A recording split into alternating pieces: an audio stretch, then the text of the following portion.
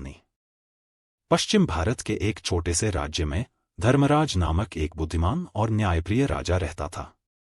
उसकी प्रजा के मन में उसके लिए बहुत श्रद्धा और आदर था। राजा धर्मराज बहुत लंबा, ऊंचा और रूपवान था। उसके सिर के बाल काले और घने थे, जिन्हें उसका फास कोई भोलू ही काटता था। भोलू यह काम कई वर्षों से कर रहा था और अपने शाही हज्जाम होने का उसे बहुत गर्व था। पर भोलू को एक बात का बहुत ध्यान रखना पड़ता था। जब भी वह राजा के बाल काटने जाता, उसे याद रखना पड़ता कि वह राजा के साथ बिल्कुल अकेला हो। उस समय किसी का भी शाही कमरे में आना सख्त मना था। बात दरअसल यह थी कि भोलू राजा के बारे में एक राज जानता था। राजा के सिर के दोनों तरफ दो छोटे छोटे सींग उग रहे हैं। यह बात सिर्फ राजा और उसका नाई जानते थे। जब भोलू ने पहली बार यह नजारा देखा तो वह भौचक्का रह गया। लेकिन उसने राजा से वादा किया कि इस बात का जिक्र वह कभी किसी से नहीं करेगा। महाराज, आप निश्चिंत रहें, भोलू राजा से बोला। आपका यह राज मेरे पास सुरक्षित है। किसी और को इस बात की कानो कान भी खबर नहीं होने पाएगी। ऐसा सुनकर राजा धर्मराज ने राहत महसूस की। उसे डर था कि अगर लोगों को इस बात की जानकारी हो गई तो राज्य भर में उसकी खिल्ली उड़ेगी। हो सकता है लोग उसका आदर करना बंद कर दें या फिर नए राजा की ही मांग करने लगे। इसलिए भोलू के वादे के बावजूद राजा ने उसे सख्त हिदायत देते हुए कहा, भोलू, अगर तुमने अपना मुंह खोला तो जान लो, सजा तो मिलेगी ही, देश निकला भी मिलेगा। भोलू हज्जाम की डर के मारे गिग्गी बंध गई। उसने कानों को हाथ लगाया और अपना मुंह बंद रखने की कसम खाई। कई वर्ष बीत गए। भोलू को अपना वादा याद रहा। उसकी स्वामी भक्ति से प्रसन्न राजा यदाकदा उसे अच्छे अच्छे उपहार भी देता रहता। पर समय बीतने के साथ साथ भोलू के सब्र का बांध भी टूटने लगा। उसके पेट में वह राज अब पचता नहीं था और वह चाहता था कि कोई तो ऐसा हो जिसे वह राजा के सींगों वाली बात बता सके। लेकिन राजा की चेतावनी उसे चुप रहने पर मजबूर करती थी। एक दिन भोलू राजा के बाल काटकर महल से लौट रहा था और रास्ते भर उसके सींगों के बारे में सोचता रहा। भोलू का घर एक छोटे से जंगल के उस पार था। ऊंचे ऊंचे पेड़ों और लटकती बेलों के बीच में से धीरे धीरे चलता हुआ भोलू जब थक गया तो सुस्ताने के लिए एक घने पेड़ के नीचे बैठ गया। भोलू को रह रहकर सींग याद आ रहे थे। फिर यकायक वह उठकर खड़ा हो गया।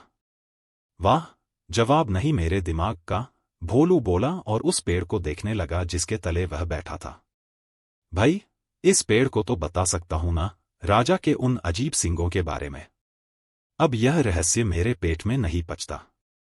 पेड़ तो बोल सकता नहीं और इस तरह किसी और को यह बात पता चलने का डर भी नहीं है। पेड़ के पास यह भेद हमेशा भेद रहेगा और मैं भी इस बोझ से मुक्त हो जाऊंगा।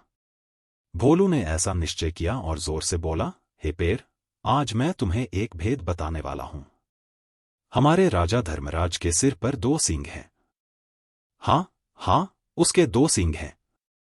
इतना कहकर हज्जाम बेतहाशा हंसने लगा और हंसता ही गया। हाँ हाँ हाँ, हो। वह भयंकर भेद आखिर खुल ही गया। भोलू खुश था, उसका भार जो हल्का हो गया था। उसके बाद वह आराम से घर पहुंच गया। अगले दिन एक लकड़हारा उसी जंगल में गया और उसी पेड़ के पास जाकर रुक गया। इस पेड़ की लकड़ी तो बहुत शानदार है। इसका ढोल बड़ा अच्छा बनेगा, वह सोचने लगा। फिर क्या था? कुल्हाड़ी के कुछ प्रहारों से ही पेड़ नीचे आ गिरा। लकड़हारे ने वह लकड़ी एक ढोल बनाने वाले के हाथों बेच दी और उसने एक बहुत सुंदर ढोल तैयार कर दिया। यह मेरे जीवन का सबसे अच्छा ढोल है, ढोल वाला खुश होकर बोला। कल बाजार जाकर इसे अच्छे दाम पर बेच दूंगा। अगले दिन ढोल वाला बाजार गया और एक कोने में खड़ा होकर ढोल बजाने लगा। ढोल से बड़ा सुरीला स्वर हुआ। ढोल वाला उसकी आवाज सुनकर झूम उठा। वह चिल्लाकर बोला, बाबू, यह ढोल खरीदो। कोई है जो इस शानदार जानदार ढोल को खरीदे? धीरे धीरे उसके इर्द गिर्द भीड़ जमा हो गई। लोग खामोश होकर ढोल की मजेदार आवाज सुनने लगे। भाई वाह, क्या कहने हैं इस ढोल के, एक बूढ़े आदमी ने तारीफ की। तारीफ सुनकर ढोल वाला और भी जोर से ढोल पीटने लगा। तभी उस ढोल में से एक अजीब आवाज आई। लोगों के कान खड़े हो गए। उनका दिल धक से रह गया। ढम ढम ढम ढोल बजा। आज मैं तुम्हें एक भेद बताने वाला हूं। हमारे राजा धर्मराज के सिर पर 2 सींग हैं। हाँ हाँ, उसके 2 सींग हैं। हाँ हाँ हाँ। हो हो हो। लोग वहां जड़वत खड़े हो गए। उन्हें अपने कानों पर विश्वास नहीं हो रहा था।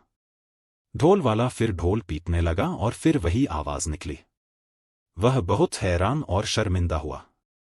आखिर एक ढोल यह सब कैसे बोलने लगा? देखते ही देखते लोगों का तांता लग गया। और फिर कितना मजाक और कितने ताने। उफ! हमारे राजा के 2 सींग, हमारे राजा के 2 सींग। लोग तो जैसे गाना गाने लगे। जब राजा धर्मराज ने सुना तो दुखी भी हुआ और नाराज भी। गुस्से से उसका चेहरा तमतमा उठा और वह गरजते हुए बोला, उस ढोल वाले को पकड़कर यहां ले आओ। राजा के सैनिकों ने शीघ्र ही उसे पकड़ा और राजा के समक्ष प्रस्तुत किया। ढोल वाला डर के मारे कांप रहा था। बदमाश, तेरी इतनी हिम्मत कि तू मेरी खिल्ली उड़ाए, राजा फुंफकारा। भयभीत ढोल वाले ने राजा के पैर पकड़ लिए। महाराज, वह गिड़गिड़ाया, मैंने तो एक लकड़हारे से कुछ लकड़ी खरीदी थी और उसी से यह ढोल बनाया है। मैं बिल्कुल नहीं जानता कि यह ढोल ऐसी बेहुदा बात कैसे बोल रहा है। मुझे क्षमा कर दीजिए, महाराज। राजा ने लकड़हारे को बुलाया। जो लकड़ी तुमने ढोल वाले को बेची, वह तुम्हें कहां से मिली? लकड़हारे को काटो तो खून नहीं। डरते हुए बोला, जंगल में एक पेड़ से मिली, महाराज। तुम्हारी लकड़ी से बना ढोल बोलता कैसे है? राजा धर्मराज ने पूछा। मैं तो खुद हैरान हूं, महाराज, दुविधा में फंसा लकड़हारा बोला। मैं कई वर्षों से लकड़ी काटता और बेचता आया हूं, पर ऐसा अचंभा पहले न कभी देखा, न सुना। अब राजा परेशान। लकड़ी कैसे बोलने लगी? राजा और उसके दरबारी निरुत्तर थे। पर राजा धर्मराज ने भी ठान लिया कि इस घर के भेदी का पता लगाकर ही छोड़ेगा। वह सोचने लगा। उसके अलावा सिर्फ एक ही व्यक्ति यह भेद जानता था और वह था भोलू नाई। पर भोलू तो इतना निष्ठावान है कि इतने सालों बाद भी उसने अपने मुंह को ताला लगाए रखा है। नहीं नहीं, भोलू ऐसा नहीं कर सकता। फिर भी उसने एक बार भोलू को बुला भेजा। भोलू को जल्दी से हमारे सामने पेश करो, वह अपने सैनिकों से बोला। भोलू नाई आया, ऊपर से नीचे तक थरथराता हुआ। भोलू, एक तुम ही हो जिसे मेरा भेद पता था। तुमने और किसे बताया? सच उगल दो वरना सजा पाओगे। मां महाराज, डर से भोलू हकलाने लगा, आप तो जानते ही हैं, मैंने कितने वर्षों से अपना मुंह बंद रखा, पर मेरे लिए यह बात छुपानी मुश्किल हो रही थी। मैं चाहता था कि कोई तो हो जिसे मैं ये राज बता सकूं। बोलते बोलते भोलू रुक गया और सिर झुककर खड़ा रहा। बोलते रहो। फिर क्या हुआ? राजा धर्मराज रुखाई से बोला। भोलू धीरे धीरे फिर बोलने लगा। एक दिन जब मैं जंगल के रास्ते से घर लौट रहा था, मैं आराम करने एक पेड़ के नीचे बैठ गया। बस, आपके बाल तब काटकर ही आ रहा था और उन सींगों के बारे में भी सोच रहा था। काश मैं उनके बारे में किसी बात कर पाता। आखिर मैं भी इंसान हूं।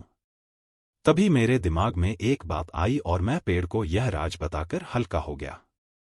सोचा कि पेड़ को बताने से क्या नुकसान? क्या मालूम था कि इसकी लकड़ी ही बोल पड़ेगी।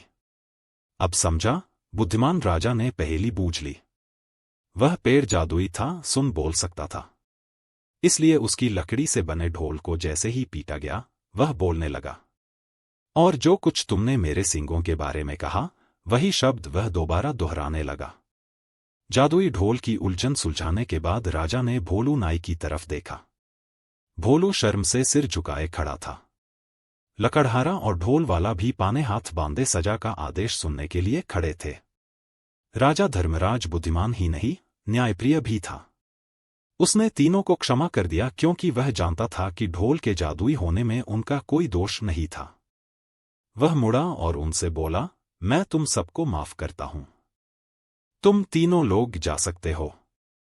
तीनों को अपने को क्षमादान मिलने पर विश्वास नहीं हुआ। राजा नमन करते हुए वे बोले, राजन, आप महान हैं। आपकी इस कृपा के लिए शत शत धन्यवाद। एपिसोड 3 बिल्ले और मुर्गी की कहानी। एक बार एक जंगली बिल्ले ने एक मुर्गी से दोस्ती करने का बहाना किया, पर सच तो यह था कि वह उस मुर्गी को खाना चाहता था। एक दिन बिल्ले ने मुर्गी से पूछा, ओ मुर्गी, आज रात तुम कहाँ सोओगी? मुर्गी बोली, आज मैं अपनी टोकरी में सोऊंगी। मगर जब रात हुई तो वह मुर्गी अपनी टोकरी में नहीं सोई, बल्कि वह वहां सोई जहां बगीचे में पानी देने वाला पाइप रखा जाता है। जब रात हुई तो बिल्ला मुर्गी को उसकी टोकरी में ढूंढने आया, पर वह तो वहां थी नहीं, सो वह घर वापस लौट गया। अगले दिन बिल्ला जब मुर्गी से मिला तो उसने उससे पूछा, कल रात तुम कहाँ सोई थी? मुर्गी बोली, मैं तो कल रात जहां पानी देने वाला पाइप रखा रहता है वहां सोई थी। बिल्ले ने फिर पूछा, तुम आज रात कहाँ सोओगी? मुर्गी बोली, मैं आज रात जहां पानी देने वाले पाइप रखे रहते हैं वहीं सोऊंगी, क्योंकि वहां मैंने अपने अंडे दिए हुए हैं। पर उस रात वह वहां नहीं सोई, वह तो अपनी टोकरी में सोई। बिल्ला रात को जहां पानी देने वाले पाइप रखे रहते हैं वहां मुर्गी को ढूंढने गया, लेकिन उसको मुर्गी वहां नहीं मिली। मुर्गी को वहां न पाकर बिल्ले को बहुत गुस्सा आया और गुस्से में भरा हुआ वह घर वापस लौट गया। अगले दिन बिल्ला जब मुर्गी से मिला तो उसने उससे फिर पूछा, कल रात तुम कहाँ सोई थी? मुर्गी बोली, अपनी टोकरी में। बिल्ले ने पूछा, और तुम आज रात कहाँ सोओगी? मुर्गी बोली, वहीं अपनी टोकरी में। मगर जब शाम हुई तो मुर्गी पानी देने वाले पाइप रखने वाली जगह पर सोई। इस बार जब रात हुई तो बिल्ला मुर्गी को उसकी टोकरी में ढूंढने गया, पर मुर्गी उसको वहां नहीं मिली, सो वह उसको पाइप रखने वाली जगह पर देखने गया। वहां वह उसको मिल गई। उसने उसको मार दिया और उसके शरीर को लेकर चल दिया। उस मुर्गी ने 10 अंडे दिए थे। जब उन अंडों ने देखा कि बिल्ले ने उनकी मां को मार दिया है तो उन्होंने बिल्ले से अपनी मां की मौत का बदला लेने का विचार किया। सो उन्होंने अपनी पानी देने वाले पाइप की जगह छोड़ दी और कहीं दूसरी जगह चल दिए। जब वे सब उस जगह को छोड़कर जा रहे थे तो केवल एक अंडे को छोड़कर सारे अंडे टूट गए। यह बचा हुआ अंडा उन सब अंडों में सबसे छोटा अंडा था, सो यह अंडा अकेला ही चल पड़ा। जब वह जा रहा था तो उसको रास्ते में ठंड की आत्मा चार मिली। उसने अंडे से पूछा, तुम कहाँ जा रहे हो? अंडे ने सोच रखा था कि वह बिल्ले से अपनी मां की हत्या का अकेला ही बदला लेगा, सो जब वह ठंड की आत्मा से सड़क पर मिला और उस आत्मा ने उससे पूछा कि वह कहाँ जा रहा था तो वह बोला, मैं किसी खास जगह नहीं जा रहा। ठंड की आत्मा बोली, मुझे मालूम है कि तुम बिल्ले से अपनी मां की हत्या का बदला लेने जा रहे हो। चलो मैं भी तुम्हारे साथ चलती हूं, हो सकता है तुम्हें मेरी जरूरत पड़ जाए। सो वह ठंड की आत्मा उसके साथ हो ली। थोड़ी दूर जाने पर उनको एक चूहा पकड़ने वाला चूहेदान मिल गया। उसने भी ठंड की आत्मा और अंडे से पूछा कि वे लोग कहाँ जा रहे थे। अंडा तो कुछ नहीं बोला, पर ठंड की आत्मा ने उसको सब कुछ बता दिया। यह सुनकर चूहेदान बोला, मैं भी आप लोगों के साथ चलता हूं, शायद मैं भी आप लोगों के कुछ काम आ जाऊं। सो वह भी उन लोगों के साथ हो लिया। कुछ दूर आगे जाकर उनको एक मूसल मिला, फिर एक लाल चींटा मिला, फिर भूसा मिला और फिर एक मकड़ा मिला। सबने अंडे के साथ जाने का विचार किया और वे सभी उसके साथ हो लिए। जल्दी ही वे सब उस जंगली बिल्ले के घर पहुंच गए जिसने उस अंडे की मां मुर्गी को खाया था। परंतु बिल्ला उस समय वहां नहीं था, वह अपने खेत पर गया हुआ था। सो ठंड की आत्मा बिल्ले के खेत पर पहुंची। वहां जाकर उसने देखा कि बिल्ला तो अपने खेत की जंगली घास उखाड़ रहा था। ठंड की आत्मा ने अपनी ठंड का असर फैलाया तो वह बिल्ला ठंड से कांपने लगा। जब ठंड की आत्मा बिल्ले को ठंड से कपक पा रही थी तब चूहेदान आदि सभी बिल्ले के घर में थे। मूसल बिल्ले के घर के दरवाजे के ऊपर था। अंडा अंदर आग के पास चला गया। लाल चींटा और भूसा भी अंडे के पास ही फर्श पर बैठ गए। मकड़ा दीवार पर चढ़ गया। बिल्ले को जब ठंड लगने लगी तो वह घर वापस आ गया। उसको बहुत ज्यादा ठंड लग रही थी, सो वह आग के पास आकर बैठ गया। उधर आग की गर्मी से अंडा टूट गया। उस अंडे के टूटने की आवाज इतनी ज्यादा हुई कि बिल्ला डर गया और भूसे के ऊपर जा पड़ा। तभी लाल चींटे ने, जो वहीं बैठा था, बिल्ले को काट लिया। बिल्ला वहां से फिर हटा और जहां लाल चींटे ने उसे काटा था उस जगह को दीवार से रगड़ने लगा। लेकिन वहां तो वह मकड़ा बैठा था, सो उसने उसको काट लिया। बिल्ले को लगा कि जरूर कहीं कुछ गड़बड़ है। अब बिल्ले ने घर छोड़कर जाने का फैसला किया, पर जैसे ही वह घर से बाहर निकला मूसल उसके सिर पर गिर पड़ा। बिल्ले को चोट तो बहुत आई, पर फिर भी इन सबसे बचने के लिए वह घर के नीचे की ओर चल पड़ा। वहां चूहादान बैठा हुआ था। जैसे ही बिल्ला उसके पास से निकला, चूहेदान ने उसको इतनी जोर से पकड़ा कि वह तो मर ही गया। इस प्रकार अंडे ने बिल्ले से अपनी मां की हत्या का बदला लिया। एपिसोड 4 कछुए और बंदर की कहानी। बहुत दिन पहले की बात है कि एक बार एक कछुआ एक अजनबी शहर में नमक खरीदने गया। जब वह नमक खरीद कर वापस लौट रहा था तो उसने देखा कि बहुत सारे बंदर एक पेड़ पर चढ़े फल खा रहे थे। उन फलों के देखकर उसके मुंह में पानी आ गया, सो उसने उन बंदरों से कुछ फल मांगे। बंदरों ने उसको कुछ फल तोड़कर नीचे फेंक दिए। कछुए ने वे फल खाए तो उसको वे बहुत मीठे लगे, सो कछुए ने उनको कुछ और फल फेंकने के लिए कहा, तो बंदरों ने जवाब दिया कि अगर वह और फल खाना चाहता है तो वह पेड़ पर चढ़े और अपने आप फल तोड़कर खाए। वे अब उसको और फल नीचे नहीं फेंकेंगे। कछुआ बोला कि वह पेड़ पर नहीं चढ़ सकता, इसलिए अगर बंदर उसके लिए फल नीचे फेंक दे तो उनकी बड़ी मेहरबानी होगी। इस पर बंदर बोले कि अगर वह खुद पेड़ पर नहीं चढ़ सकता तो कोई बात नहीं, वह अगर चाहे तो वे उसको उठाकर पेड़ के ऊपर ला सकते थे। कछुआ राजी हो गया। इस पर कुछ बंदर पेड़ से नीचे उतरे और उस कछुए को उठाकर ऊपर पेड़ के ऊपर बिठा दिया। वहां बैठकर सबने खूब फल खाए। जब बंदर फल खा चुके तो वे कछुए को बिना बताए और उसको नीचे लाए बिना ही पेड़ पर से नीचे उतर आए। उन्होंने कछुए का नमक भी उठा लिया और उसको लेकर वहां से चले गए। जब कछुए ने देखा कि वह पेड़ पर अकेला ही रह गया तो वह रोने लगा। उसकी इतनी भी हिम्मत नहीं हुई कि वह पेड़ पर से कूद पड़े। डर के मारे उसका रोना बढ़ गया और वह इतना रोया कि उसकी आंखों से आंसू बहने लगे और नाक से पानी। यह सब भी इतना बहा कि पेड़ की जड़ के पास एक छोटा सा नाला बन गया। उसी समय वहां एक प्यासा हिरन आया और उसने उस नाले में से पानी पिया तो बोला, ओह कितना अच्छा पानी है इस नाले का। कछुआ यह सुनते ही तुरंत बोला, यह नाला नहीं है, यह तो मेरे आंसू हैं। फिर उसने हिरन को बताया कि वह क्यों रो रहा था। कछुए की कहानी सुनकर हिरन ने कहा, कछुए भाई, तुम मेरी कमर पर कूद जाओ, मैं तुमको अपनी कमर पर ले सकता हूं। कछुआ बोला, तुम्हारी कमर तो केवल 4 अंगुल चौड़ी है, मुझे उस पर कूदने में डर लगता है। और कछुआ हिरन की कमर पर नहीं कूदा। उसी समय वहां पर एक बारहसिंगा आया। उसने भी उस नाले का पानी पिया और उस पानी की बड़ी तारीफ की। कछुआ फिर बोला, यह नाले का पानी नहीं है, यह तो मेरे आंसू हैं। फिर उसने बारहसिंगे को भी बताया कि वह क्यों रो रहा था। बारहसिंगा भी बोला, आओ कछुए भाई, तुम चिंता न करो, तुम मेरी कमर पर कूद जाओ। कछुआ बोला, तुम्हारी कमर तो केवल 2 हाथ चौड़ी है, मुझे उस पर कूदने में डर लगता है। सो कछुआ बारहसिंगे की कमर पर भी नहीं कूदा। तभी वहां से एक हाथी गुजरा। उसने भी उस नाले का पानी पिया और नाले के पानी की बहुत तारीफ की। कछुआ फिर बोला, हाथी भाई, यह नाले का पानी नहीं है, यह तो मेरे आंसू हैं। फिर उसने हाथी को भी बताया कि वह क्यों रो रहा था।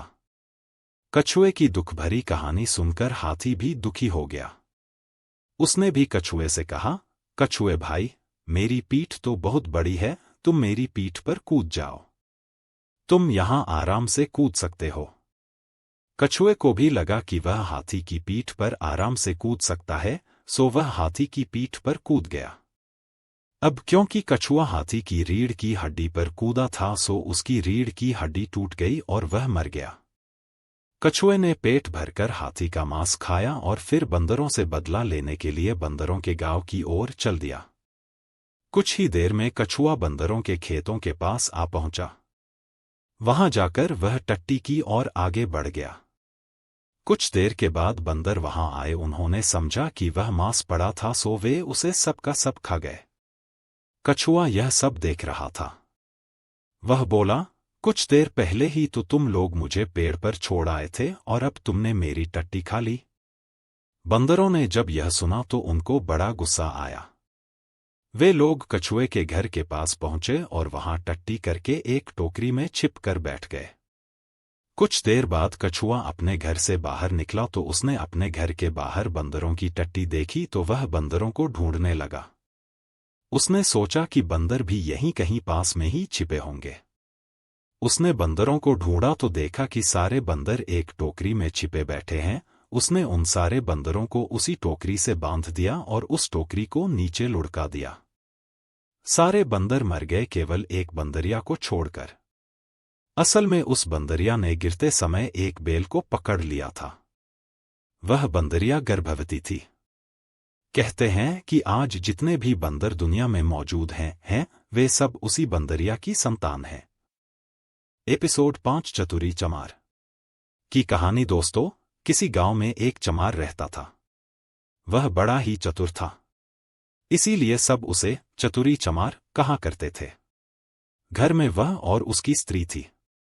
उनकी गुजर बसर जैसे तैसे होती थी, इससे वे लोग हैरान रहते थे।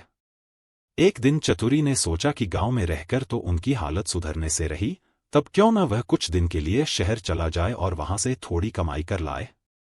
स्त्री से सलाह की तो उसने भी जाने की अनुमति दे दी। वह शहर पहुंच गया। मेहनती तो वह था ही, सूझबूझ भी उसमें खूब थी। कुछ ही दिनों में उसने 100 रुपए कमा लिए। इसके बाद वह गांव को रवाना हो गया। रास्ते में घना जंगल पड़ता था। जंगल में डाकू रहते थे। चतुरी ने मन ही मन कहा कि वह रुपए ले जाएगा तो डाकू छीन लेंगे। उसने उपाय खोजा। एक घोड़ी खरीदी और कुछ रुपए उसकी पूंछ में बांधकर चल दिया। देखते देखते डाकुओं ने उसे घेरा। बोले, बड़ी कमाई करके लाया है चतुरिया, ला निकाल रुपए। चतुरी ने कहा, रुपए मेरे पास कहाँ हैं, जो थे उससे यह घोड़ी खरीद लाया हूं। इस घोड़ी की बड़ी करामात है, मुझे यह रोज 50 रुपए देती है। इतना कहकर उसने मारा पूंछ में डंडा की खनखन करके 50 रुपए निकल पड़े। डाकुओं का सरदार बोला, सुन भाई, यह घोड़ी तुमने कितने में खरीदी है? चतुरी ने कहा, क्यों, उससे तुम्हें क्या? वह बोला, हमें रुपए नहीं चाहिए, यह घोड़ी दे दो। नहीं, चतुरी ने गंभीरता से कहा, मैं ऐसा नहीं कर सकता, मेरी रोजी की आमदनी बंद हो जाएगी। सरदार बोला, ये ले, घोड़ी के लिए 100 रुपए। चतुरी ने और आग्रह करना ठीक नहीं समझा। रुपए लेकर घोड़ी उन्हें दे दी और गांव की ओर चल पड़ा। घर आकर सारा किस्सा अपनी स्त्री को सुना दिया। उसने कहा, होन हो, 2-4 दिन में डाकू यहां आए बिना नहीं रहेंगे, हमें तैयार रहना चाहिए। अगले दिन वह खरगोश के 2 एक से बच्चे ले आया। एक उसने स्त्री को दिया। बोला, मैं रात को बाहर की कोठरी में बैठ जाया करूंगा। जैसे ही डाकू आए, इस खरगोश के बच्चे को यह कहकर छोड़ देना कि जा, चतुरी को बुला ला, आगे मैं संभाल लूंगा। डाकुओं का सरदार घोड़ी को लेकर अपने घर गया और रात को आंगन में खड़ा करके पूंछ में डंडा मारा और बोला, ला, रुपए कहां से आते? उसने कसकसकर कई डंडे पहले तो पूंछ में मारे, फिर कमर में। घोड़ी ने लीद कर दी, पर रुपए नहीं दिए। सरदार समझ गया कि चतुरी ने बदमाशी की है, पर उसने अपने साथियों से कुछ भी नहीं कहा। घोड़ी दूसरे के यहां गई, तीसरे के यहां गई, उसकी खूब मरम्मत हुई, पर रुपए बेचारी कहां से देती। चतुरी ने उन्हें मूर्ख बना दिया, लेकिन इस बात को अपने साथी से कहे तो कैसे? उसकी हंसाई जो होगी। आखिर 5वें डाकू के यहां जाकर घोड़ी ने दम तोड़ दिया। तब भेद खुला। फिर सारे डाकू मिलकर एक रात को चतुरी के घर पहुंच गए। दरवाजा खटखटाया। चतुरी की घरवाली ने खोल दिया। सरदार ने पूछा, कहाँ है चतुरी का बच्चा? स्त्री बोली, वह खेत पर गए हैं। आप लोग बैठे, मैं अभी बुला देती हूं। इतना कहकर उसने खरगोश के बच्चे को हाथ में लेकर दरवाजे के बाहर छोड़ दिया और बोली, जा रे चतुरी को फौरन बुला ला। क्षण भर बाद ही डाकुओं ने देखा कि चतुरी खरगोश के बच्चे को हाथ में लिए चला आ रहा है। आते ही बोला, आप लोगों ने मुझे बुलाया है। इसके पहुंचते ही मैं चला आया। वाह रे खरगोश! डाकू गुस्से में भरकर आए थे, पर खरगोश को देखते ही उनका गुस्सा काफूर हो गया। सरदार ने अचरज में भरकर पूछा, यह तुम्हारे पास पहुंचा कैसे? चतुरी बोला, यही तो इसकी तारीफ है। मैं 7वें आसमान पर हूं, तो वहां से भी बुला ला सकता है। सरदार ने कहा, चतुरी, यह खरगोश हमें दे दे। हम लोग इधर उधर घूमते रहते हैं और हमारी घरवाली परेशान रहती है। वह इसे भेजकर हमें बुलवा लिया करेगी। दूसरा डाकू बोला, तूने हमारे साथ बड़ा धोखा किया है। रुपए ले आया और ऐसी घोड़ी दे आया कि जिसने एक पैसा भी नहीं दिया और मर गई।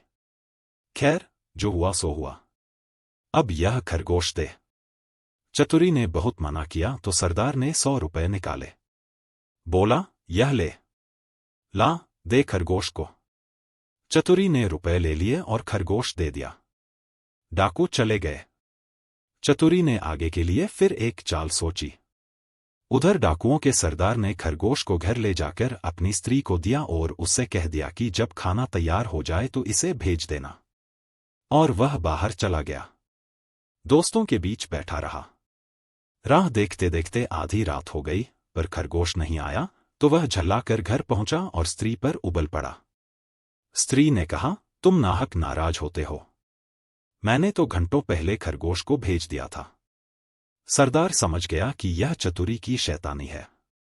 वे लोग तीसरे दिन रात को फिर चतुरी के घर पहुंच गए। उन्हें देखते ही चतुरी ने अपनी स्त्री से कहा, इनके रुपए लाकर दे दे। स्त्री बोली, मैं नहीं देती। नहीं देती? चतुरी गरजा और उसने कुल्हाड़ी उठाकर अपनी स्त्री पर वार किया। स्त्री लहूलुहान होकर धरती पर गिर पड़ी और आंखें मूंद गईं। डाकू दंग रह गए। उन्होंने कहा, अरे चतुरी, तूने यह क्या कर डाला? चतुरी बोला, तुम लोग चिंता न करो। यह तो हम लोगों की रोज की बात है। मैं इसे अभी जिंदा किए देता हूं। इतना कहकर वह अंदर गया और वहां से एक सारंगी उठा लाया। जैसे ही उसे बजाया कि स्त्री उठ खड़ी हुई। चतुरी ने उसे पहले से ही सिखा रखा था और खून दिखाने के लिए वैसा रंग तैयार कर लिया था। नाटक को असली समझकर डाकुओं का सरदार चकित रह गया। उसने कहा, चतुरी भैया, यह सारंगी तू हमें दे दे। चतुरी ने बहुत आनाकानी की तो सरदार ने 100 रुपए निकालकर 10 और दे दिए और सारंगी लेकर वे चले गए। घर पहुंचते ही सरदार ने स्त्री को फटकारा और स्त्री कुछ तेज हो गई तो उसने आव देखा न ताव, कुल्हाड़ी लेकर गर्दन अलग कर दी। फिर सारंगी लेकर बैठ गया। बजाते बजाते सारंगी के तार टूट गए, लेकिन स्त्री ने आंखें नहीं खोली। सरदार अपनी मूर्खता पर सिर धुनकर रह गया। पर अपनी बेवकूफी की बात उसने किसी को बताई नहीं और एक के बाद एक सारी स्त्रियों के सिर कट गए। भेद खुला तो डाकुओं का पारा आसमान पर चढ़ गया। वे फौरन चतुरी के घर पहुंचे और उसे पकड़कर एक बोरी में बंद कर नदी में डुबोने ले चले। रात भर चलकर सवेरे वे एक मंदिर पर पहुंचे। थोड़ी दूर पर नदी थी। उन्होंने बोरी को मंदिर पर रख दिया और सब चले गए।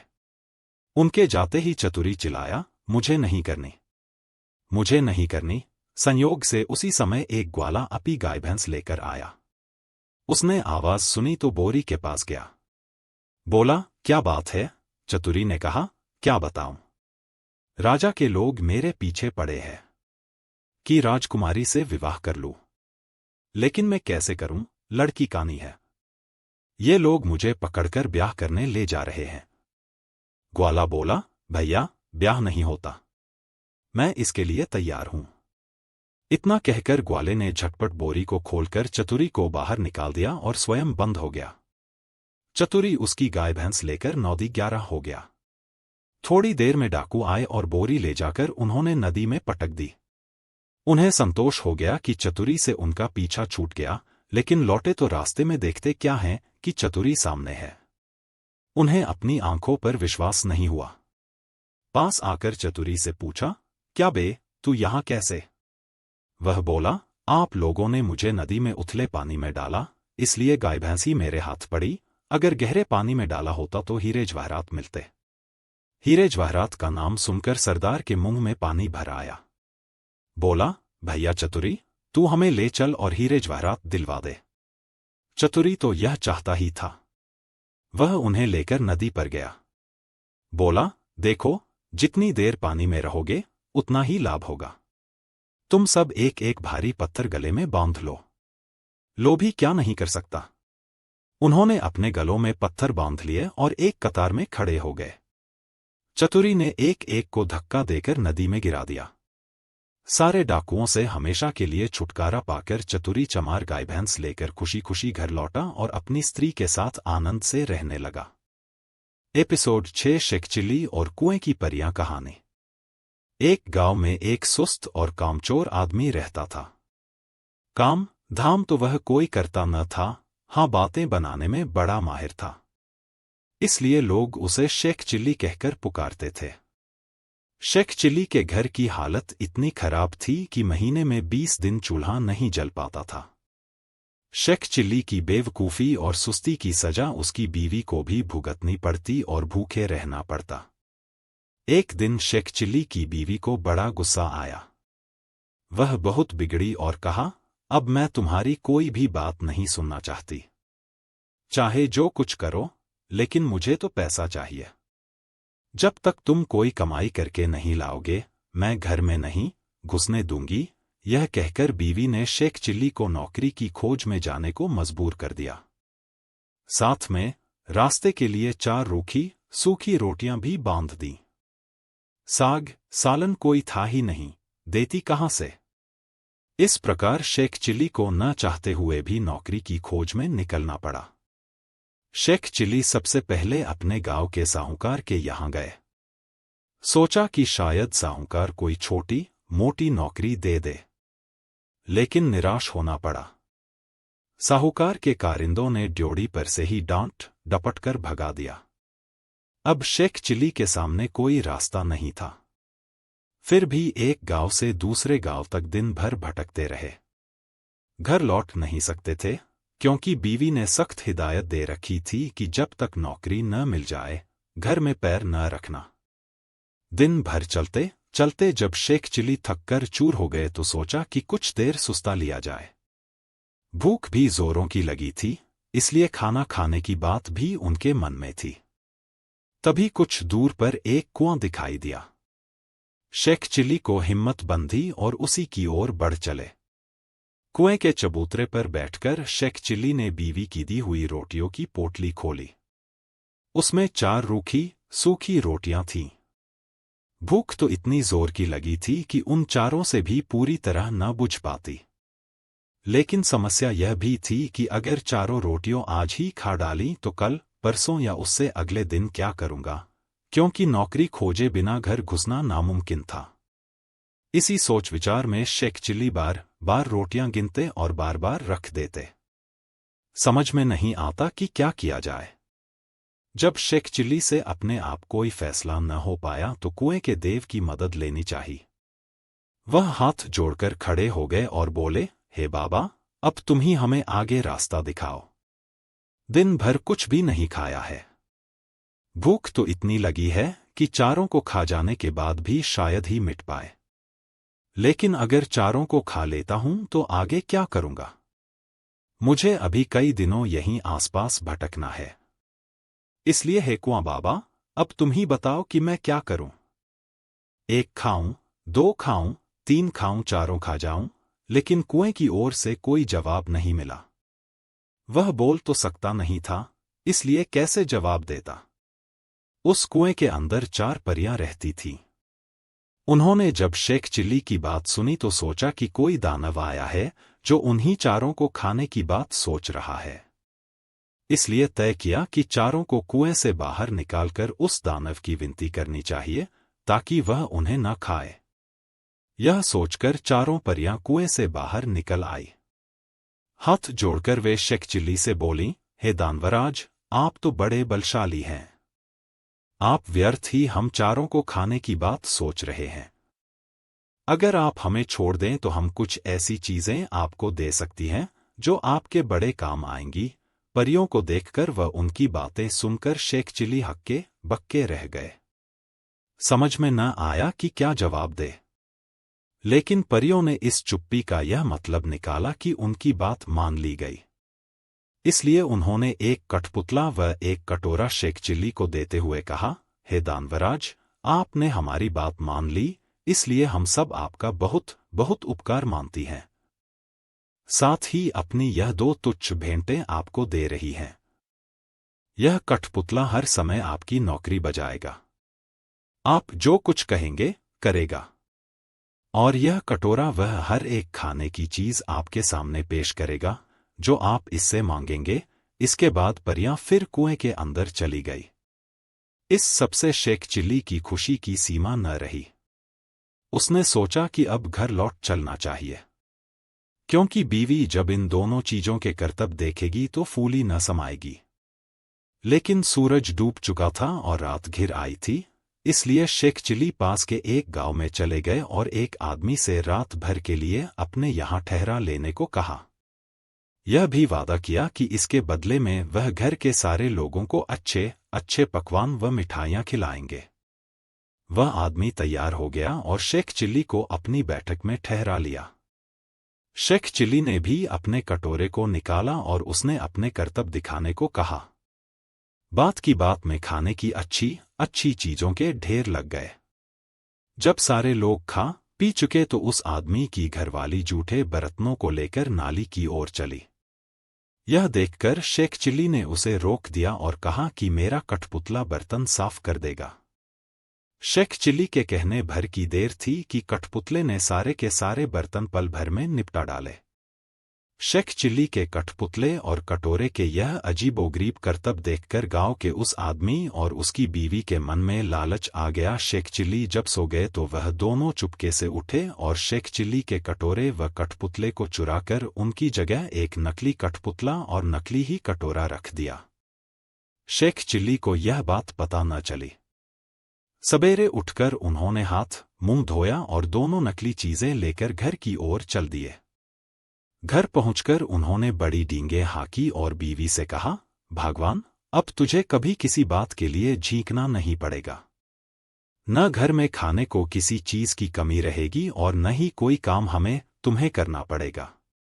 तुम जो चीज खाना चाहोगी मेरा यह कटोरा तुम्हें खिलाएगा और जो काम करवाना चाहोगी मेरा यह कठपुतला कर डालेगा। लेकिन शेख चिल्ली की बीवी को इन बातों पर विश्वास न हुआ। उसने कहा, तुम तो ऐसी डींगे रोज ही मारा करते हो, कुछ करके दिखाओ तो जानूं। हाँ, क्यों नहीं, शेख चिल्ली ने तपाक से जवाब दिया और कटोरा व कठपुतले में अपने अपने करतब दिखाने को कहा। लेकिन वह दोनों चीजें तो नकली थीं। शेख चिल्ली की बात झूठी निकली। नतीजा यह हुआ कि उनकी बीवी पहले से ज्यादा नाराज हो उठी। कहा, तुम मुझे इस तरह धोखा देने की कोशिश करते हो। जब से तुम घर से गए हो घर में चूल्हा नहीं जला है। कहीं जाकर मन लगाकर काम करो तो कुछ तनख्वाह मिले और हम दोनों को 2 जून खाना नसीब हो। इन जादुई चीजों से कुछ नहीं होने का। बेबस शेख चिल्ली खिसियाए हुए से फिर चल दिए। वह फिर उसी कुएं के चबूतरे पर जाकर बैठ गए। समझ में नहीं आ रहा था कि अब क्या किया जाए।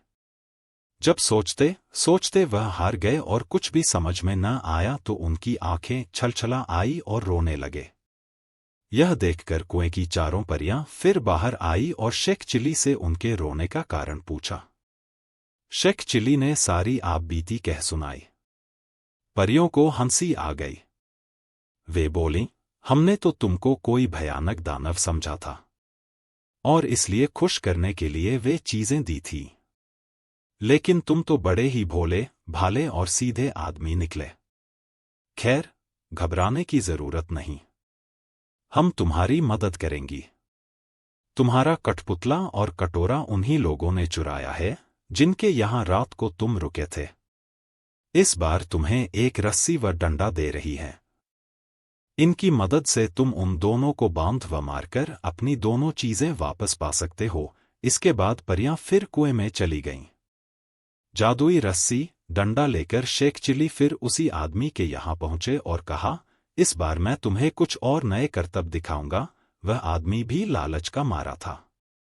उसने समझा कि इस बार कुछ और जादुई चीजें हाथ लगेंगी, इसलिए उसमें खुशी खुशी शेख चिल्ली को अपने यहां टिका लिया। लेकिन इस बार उल्टा ही हुआ। शेख चिल्ली ने जैसे ही हुक्म दिया वैसे ही उस घरवाले व उसकी बीवी को जादुई रस्सी ने कसकर बांध लिया और जादुई डंडा दनादन पिटाई करने लगा। अब तो वे दोनों चीखने, चिल्लाने और माफी मांगने लगे। शेख चिल्ली ने कहा, तुम दोनों ने मुझे धोखा दिया है। मैंने तो यह सोचा था कि तुमने मुझे रहने को जगह दी है, इसलिए मैं भी तुम्हारे साथ कोई भलाई कर दूं। लेकिन तुमने मेरे साथ उल्टा बर्ताव किया। मेरे कठपुतले और कटोरे को ही चुरा लिया। अब जब वे दोनों चीजें तुम मुझे वापस कर दोगे, तभी मैं अपनी रस्सी व डंडे को रुकने का हुक्म दूंगा। उन दोनों ने झटपट दोनों चुराई हुई चीजें शेख चिल्ली को वापस कर दीं। यह देखकर शेख चिल्ली ने भी अपनी रस्सी व डंडे को रुक जाने का हुक्म दे दिया। अब अपनी चारों जादुई चीजें लेकर शेख चिल्ली प्रसन्न मन से घर को वापस लौट पड़े। जब बीवी ने फिर देखा कि शेख चिल्ली वापस आ गए हैं, तो उसे बड़ा गुस्सा आया। उसे तो कई दिनों से खाने को कुछ मिला नहीं था, इसलिए वह भी झुंझलाई हुई थी। दूर से ही देखकर वह चीखी, कामचोर तुम फिर लौट आए। खबरदार, घर के अंदर पैर न रखना, वरना तुम्हारे लिए बेलन रखा है। यह सुनकर शेख चिल्ली दरवाजे पर ही रुक गए।